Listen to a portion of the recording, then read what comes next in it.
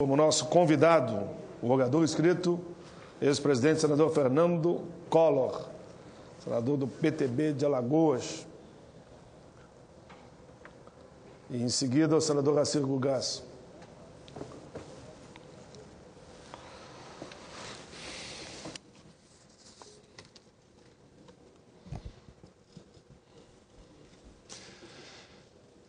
Excelentíssimo senhor presidente, senador Paulo Paim, excelentíssimas senhoras e senhores senadores.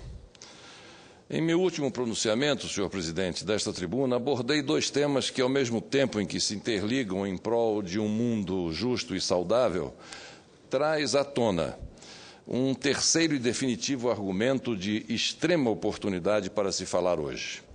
A conjugação de conceito de consumo sustentável com os direitos básicos do consumidor revela e nos remete àquele que é o mais crucial elemento de consumo oferecido pela natureza, a água. Amanhã, dia 22 de março, comemoramos o Dia Mundial da Água, instituído pelas Nações Unidas em 1993, portanto, há exatos 20 anos. O objetivo maior foi o de criar um momento de reflexão, análise, conscientização e elaboração de medidas práticas para resolver o problema da contaminação e da degradação das águas pela ação do homem, como também da real ameaça de sua escassez num futuro próximo. No intuito de orientar as celebrações deste ano, a ONU escolheu o tema Cooperação pela Água, com foco na divulgação de iniciativas para a utilização conjunta e consciente da água doce. Aliado à instituição do Dia Mundial da Água, as Nações Unidas aprovou e editou também, em 1993, a Declaração Universal dos Direitos da Água, da qual vale aqui extrair alguns de seus principais dispositivos. Abro aspas, a água faz parte do patrimônio do planeta. Cada continente, cada povo, cada nação, cada região, cada cidade, cada cidadão é plenamente responsável aos olhos de todos. E vai adiante. O direito à água é um dos direitos fundamentais do ser humano. O direito à vida, tal qual é estipulado pelo artigo 3º da Declaração dos Direitos do Homem. E continua. A água não é somente uma herança dos nossos predecessores, ela é, sobretudo, um empréstimo aos nossos sucessores. Sua proteção constitui uma necessidade vital, assim como uma obrigação moral do homem para com as gerações presentes e futuras. Continua ainda as Nações Unidas. A utilização da água implica o respeito à lei. Sua proteção constitui uma obrigação jurídica para todo homem ou grupo social que a utiliza. Essa questão não deve ser ignorada nem pelo homem, nem tampouco pelo Estado.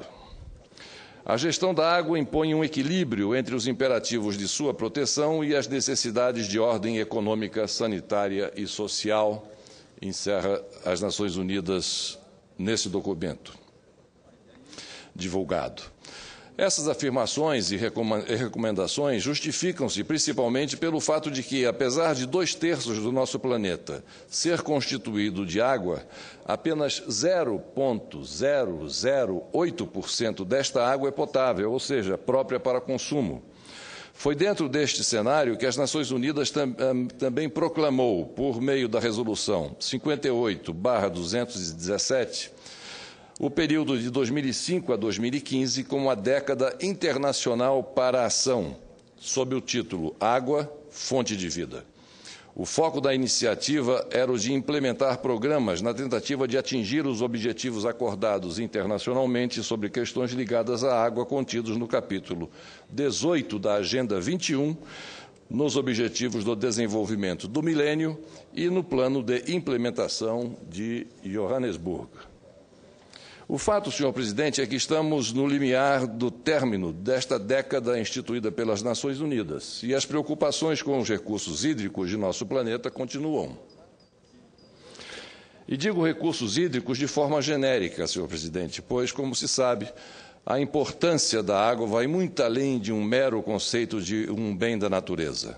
A vitalidade da água está no matar da sede, no lavar do corpo, e das coisas, e também no irrigar da terra, no gerar da energia da energia, no navegar das embarcações e até mesmo no umidificar do ar que respiramos. E nada mais representativo do conceito de consumo sustentável do que a água potável, a água límpida, pura e transparente. Esta simbologia está bem retratada no Brasil por meio também de uma diversidade de exemplos do uso da água como meio básico para uma série de empreendimentos e atividades. Em recente discurso nesta Casa, mais especificamente na Comissão de Serviços de Infraestrutura, tive a oportunidade de anunciar a inauguração dos 2 primeiros trechos do canal adutor do Sertão Alagoano, ocorrida no último dia 12 de março com a presença de Sua Excelência a Presidenta Dilma Rousseff. Trata-se de uma das mais importantes obras federais de infraestrutura hídrica do Nordeste brasileiro, pois permitirá o desenvolvimento da economia regional pela melhoria das condições de abastecimento humano e dos perímetros de irrigação, pelo desenvolvimento da piscicultura e do agronegócio, bem como pelo remanejamento das adutoras coletivas existentes. No mesmo segmento, não se pode deixar de citar a imensa obra de infraestrutura no mesmo Nordeste brasileiro, de transposição e revitalização das águas do São Francisco, do que é uma verdadeira dádiva da natureza ao nosso país e que representa, em seu curso, o reflexo de um dos principais caminhos do desenvolvimento brasileiro desde a sua descoberta. Ainda no campo dos grandes empreendimentos nordestinos, com o uso racional e tecnológico da água, é importante citar a usina hidrelétrica de Xingó, instalada no Rio São Francisco, na divisa dos estados de Alagoas e Sergipe, e que tive a honra não só de retomar sua construção quando exercia a presidência da República, como também de impulsionar os investimentos necessários e que garantiram a sua inauguração. Contudo, senhor presidente, senhoras e senhores senadores, ainda há muito a se fazer no mundo para potencializar e melhor distribuir o consumo da água. Dados das Nações Unidas revelam que aproximadamente 1 bilhão de pessoas no planeta, 1 bilhão de pessoas no planeta não têm acesso à água. Não têm acesso sequer à água suficiente para as suas necessidades mais básicas de consumo. Número este que pode alcançar em 2025 para 1 bilhão e 800 milhões de pessoas.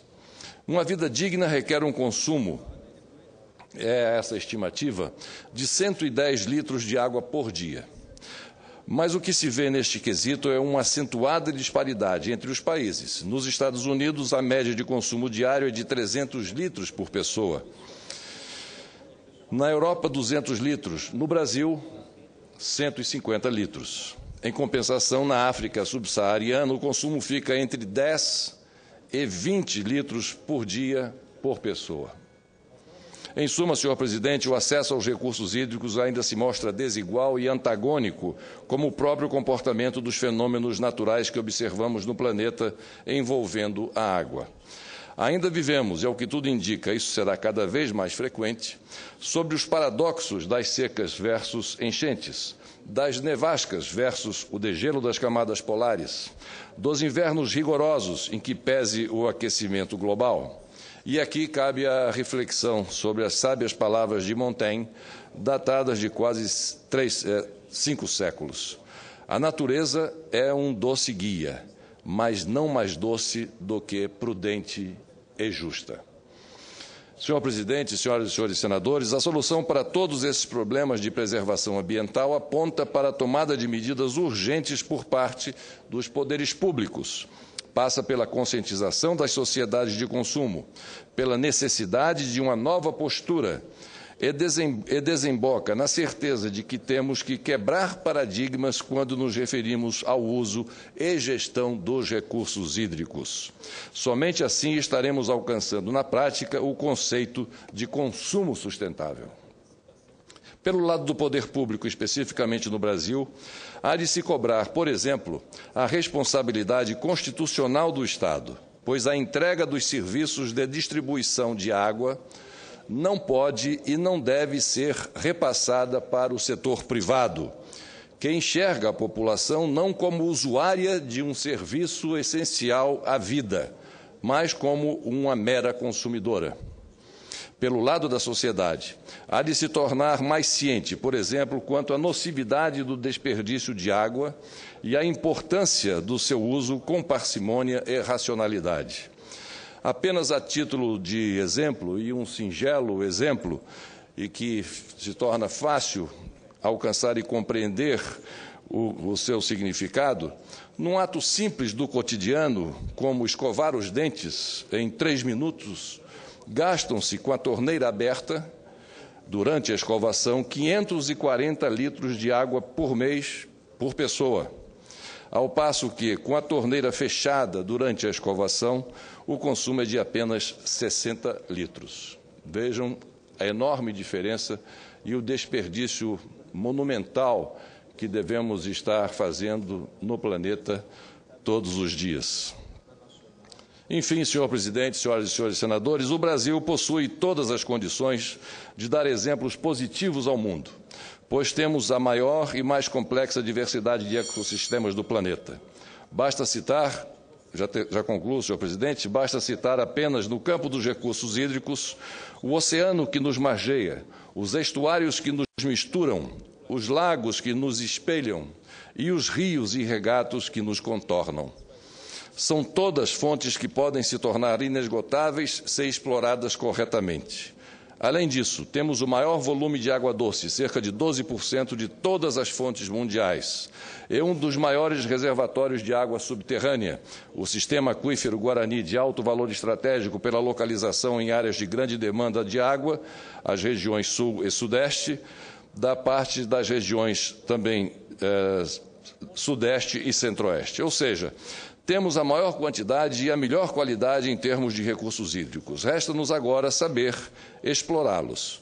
Caso contrário, senhor presidente, corremos o risco de concluir que a única forma de garantir a sobrevivência do planeta será, paradoxalmente, a adoção de um modelo de progressivo e permanente decrescimento econômico do mundo. Afinal, como afirmou Francis Bacon há 400 anos, a natureza só é comandada se é obedecida. Era o que tinha a dizer, senhor presidente, senhoras e senhores senadores. Muito obrigado. Esse foi o senador Fernando Collor defendendo o meio ambiente e a importância da água para o planeta. Parabéns pelo pronunciamento.